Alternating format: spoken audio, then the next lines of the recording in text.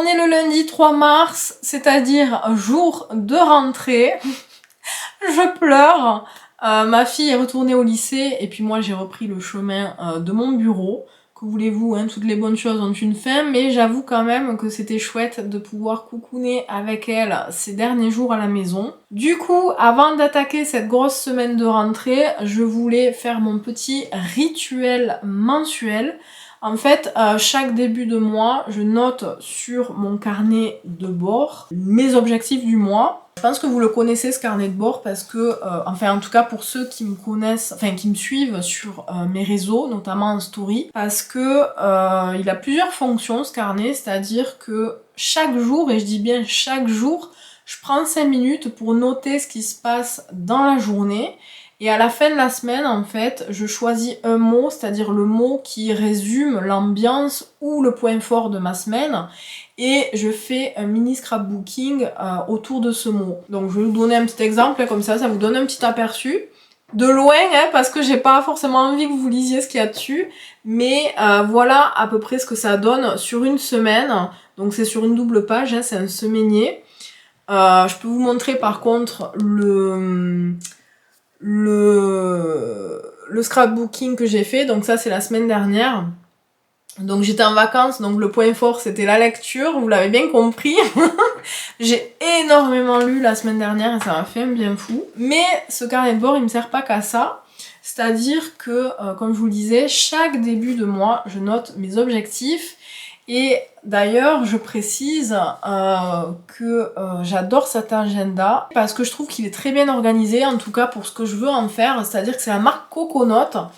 Et à chaque début de mois, en fait, j'ai comme ça une page de garde où on peut noter ses objectifs, mais aussi ses rendez-vous importants, une liste de gratitude pour le mois, les livres qu'on veut lire, les films qu'on veut voir et à la fin un encart pour noter des choses. Et en plus de ça, c'est que avant que commence le mois, on a aussi une double page sur laquelle il y a un calendrier du mois. Donc c'est nickel pour noter ses rendez-vous et voir où on en est mois par mois. Bref, j'adore cette organisation. Du coup, chaque année, je me prends un de ces agendas pour en faire mon carnet de bord. Je précise d'ailleurs que c'est pas un journal intime. J'en ai un journal intime, mais il a une autre fonction. C'est-à-dire que le journal intime, c'est vraiment un support de catharsis pour vider le trop-plein, pour exorciser ses émotions. Tandis que le carnet de bord, c'est vraiment factuel et ça me permet en fait de garder en mémoire des souvenirs que j'oublierai en fait. Quand je le relis 1 an ou 2 ans après, ça me fait revenir plein de petits détails et de souvenirs en tête. Ça me fait prendre de gros fous rires aussi parce que par exemple la dernière fois avec ma fille on relisait ce que j'avais écrit et on relisait qu'on avait eu une dispute il y a 1 an de ça. À l'époque, quand on avait eu la dispute, c'était Drama Queen, et en fait, en le relisant des mois après, on était pété de rire, quoi. Et l'autre truc, c'est que ça me permet aussi d'agir en piqûre de rappel, parce que quand, par exemple, je vis un moment difficile, sur l'instant, j'ai l'impression que c'est la fin du monde, que c'est insurmontable, et en fait quand je le relis des mois après je me rends compte qu'en fait non, j'ai réussi à poser de la résilience et surtout je me rends compte que tout a une solution, même quand les choses nous paraissent insurmontables sur le moment, on arrive à les dépasser. Et ça c'est une grosse piqûre de rappel dont j'ai souvent besoin.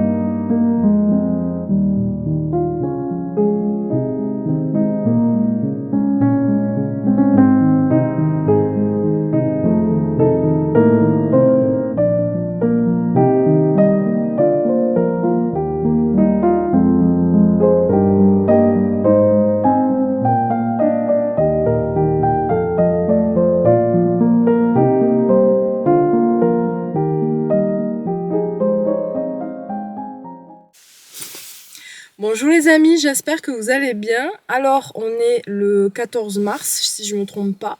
Là, je rentre de balade. Il est en train de pluvioter un peu. J'adore me balader sous ce temps parce que y a personne dans la nature, donc c'est appréciable. Si vous me suivez sur les réseaux sociaux, vous avez dû vous rendre compte que j'étais très silencieuse, quasi absente depuis début mars. C'est tout simplement parce que je suis en train de traverser une période un peu difficile. Tout va bien, personnellement tout va bien. C'est juste que depuis début janvier, ma fille en fait elle accumule des soucis de santé. Et ces soucis de santé ils sont bénins, mais le problème c'est qu'ils sont longs à traiter, ils sont douloureux. Et du coup, ça impacte fortement sa vie, la mienne. Pour vous donner une idée, elle a loupé la moitié de son trimestre. Elle a eu beaucoup d'absences parce que elle a des douleurs, etc. C'est totalement bénin, mais c'est usant, en fait, psychologiquement. Elle a fait je ne sais combien de passages aux urgences et en tant que maman, en fait, c'est pas évident, quoi. C'est pas... Et pourtant, il n'y a rien de grave, hein, vraiment. C'est rien de grave, c'est juste l'accumulation. Et puis moi, surtout, quand j'étais jeune, j'ai vécu, en plus de certains traumas, j'ai vécu des violences médicales. Euh, et en fait, tout ça ressort aujourd'hui avec ce qui arrive à ma fille. Et malheureusement, je projette toutes ces angoisses et ces traumas sur elle, alors qu'elle, en fait, même si elle en a marre et tout, elle le vit avec énormément de résilience. Et moi, j'arrive pas, en fait, à comprendre que on puisse traverser ce qu'elle traverse sans être traumatisée, en fait. J'arrive pas à intégrer ça parce que j'ai tellement été traumatisée dans mon enfance que j'arrive pas à l'intégrer. Et c'est intéressant parce que ma mère m'en a parlé, je l'ai eu au téléphone la semaine dernière, et elle m'a reparlé des violences médicales que j'avais connues quand j'étais jeune. Euh, Elle en a été désolée parce que elle aurait pu m'éviter ça en fait, et elle s'en est excusée. Et en fait cette période, j'ai l'impression que la situation que vit ma fille, quelque part, elle est là pour m'aider à libérer en fait ce trauma. Et c'est ce qui est en train d'arriver, c'est-à-dire que j'ai beaucoup, beaucoup pleuré, j'ai beaucoup évacué.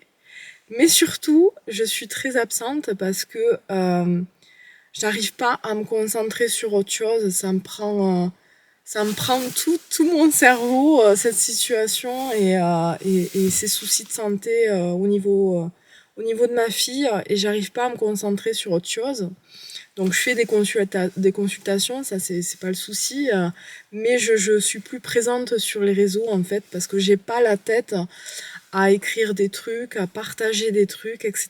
Parce que en ce moment, toute ma vie tourne autour de ma fille en fait, tout simplement, et de mes traumas en fait à libérer, parce que j'en ai une sacrée pelletée, mais j'ai envie de dire que je les ai tous guéris assez profondément. Mais celui-là, j'avoue, j'avais mis une grosse chape de béton dessus. Et, euh, et je m'attendais pas à ce que ça me pète à la gueule là, à travers cette situation que vit ma fille, en fait. Donc, je commence à lâcher prise en voyant comment réagit ma fille, en fait.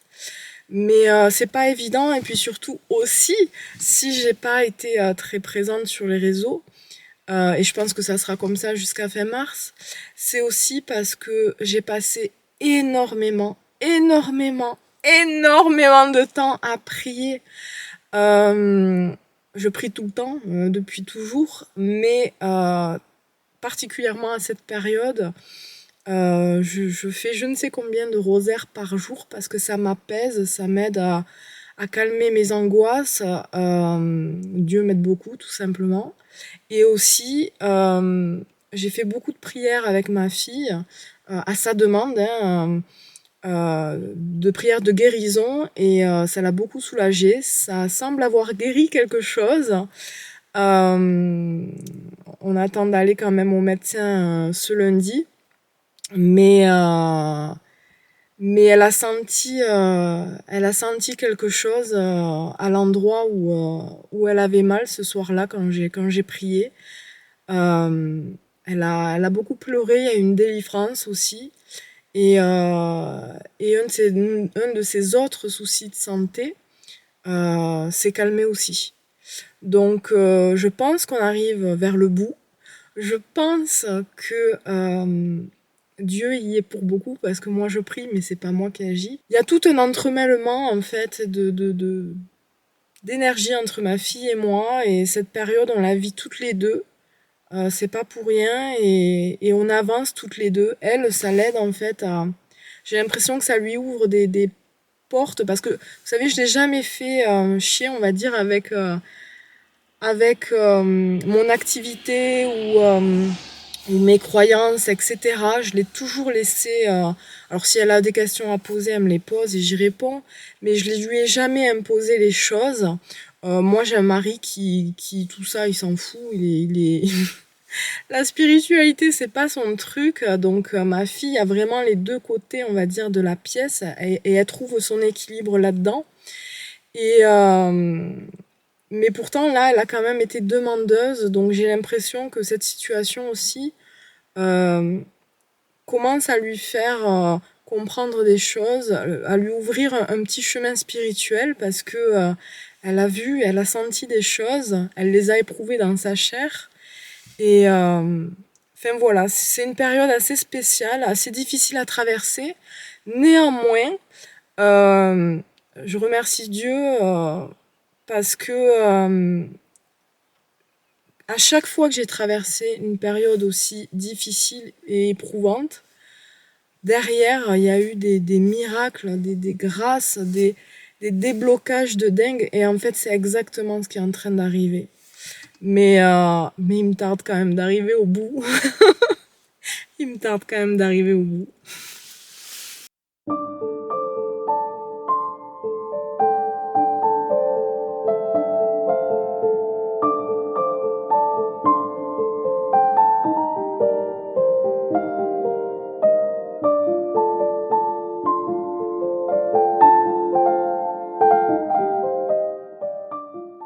Alors pour apaiser mes angoisses, je n'ai pas fait que prier, j'ai aussi fait les magasins de déco. Vous allez me dire mais quel rapport? C'est tout simplement que pour me changer les idées, j'avais eu envie d'améliorer un petit peu la déco de ma bibliothèque. Je vous avais montré en fait dans le dernier vlog je crois la déco de mon bureau. Sauf que je vous avais dit que petit à petit, parce que bon, j'avais pas tout le budget non plus, petit à petit, je rajouterais ou modifierais des choses. Et c'est ce que j'ai fait en fait pendant ce mois de mars, sur ces 15 premiers jours.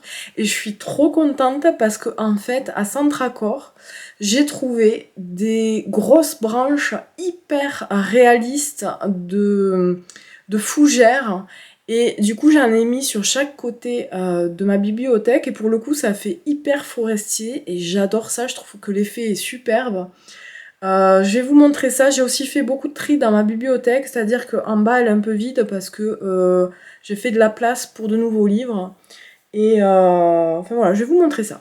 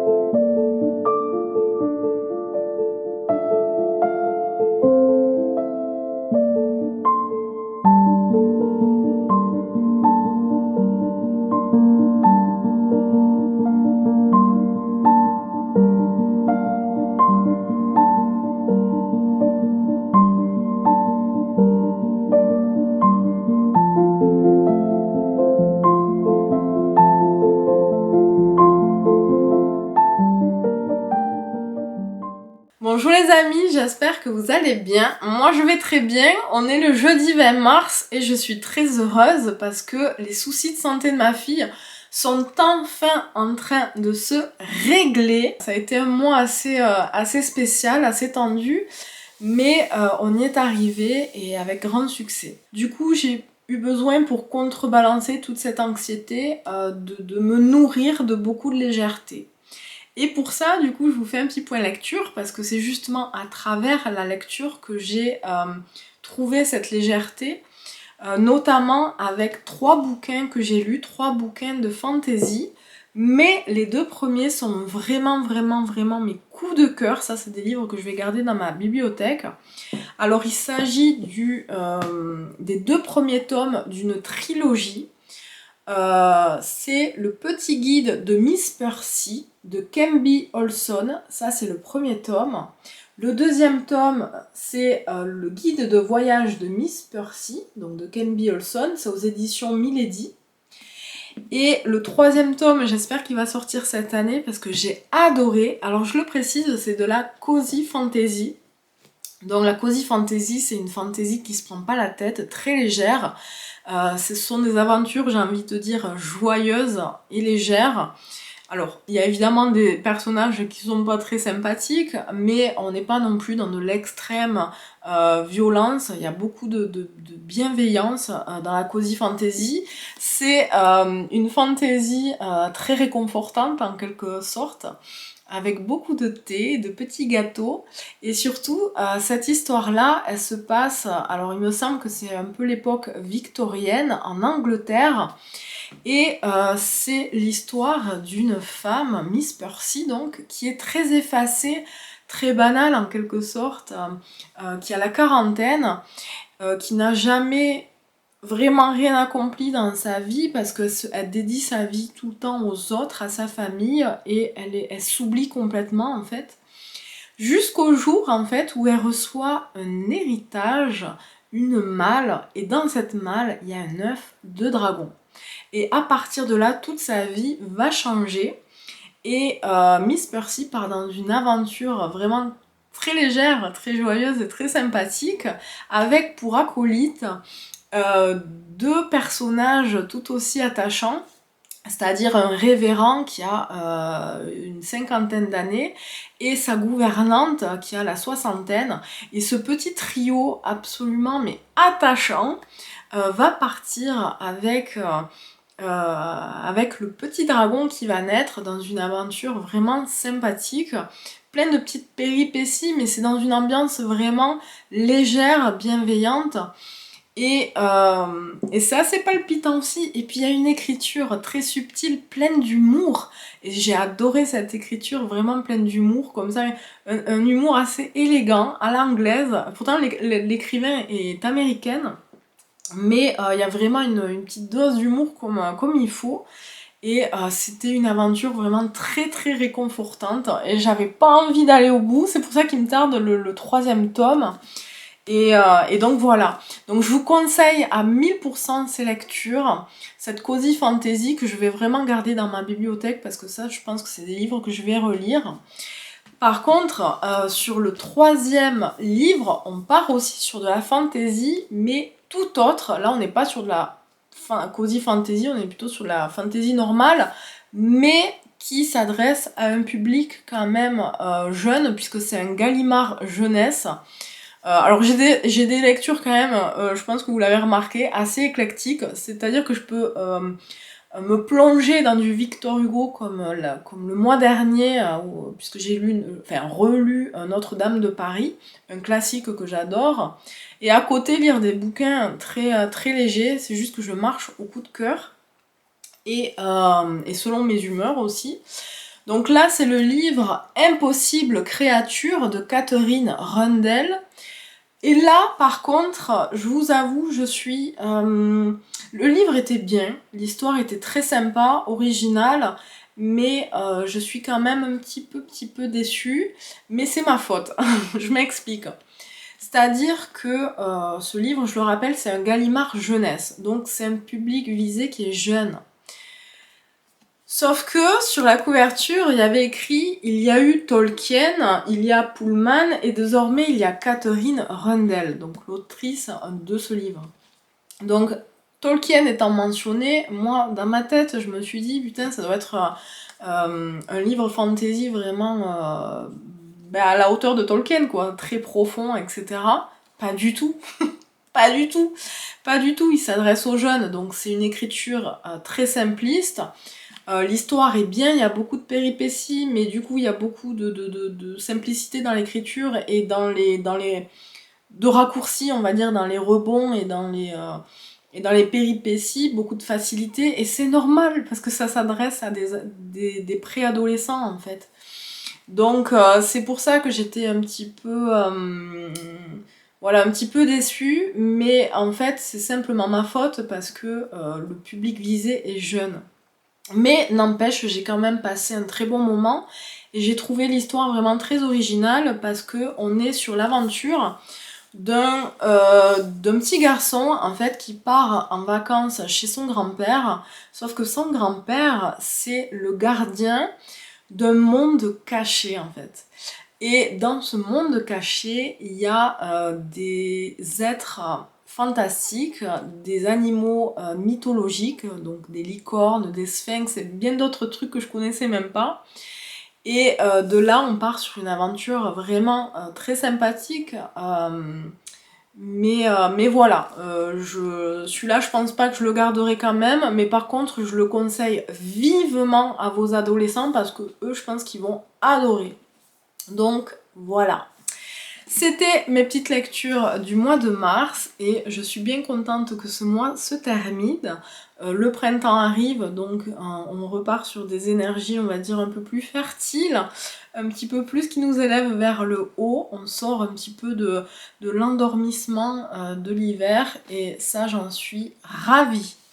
Donc voilà, je vous remercie et puis je vous fais de gros bisous. Prenez soin de vous.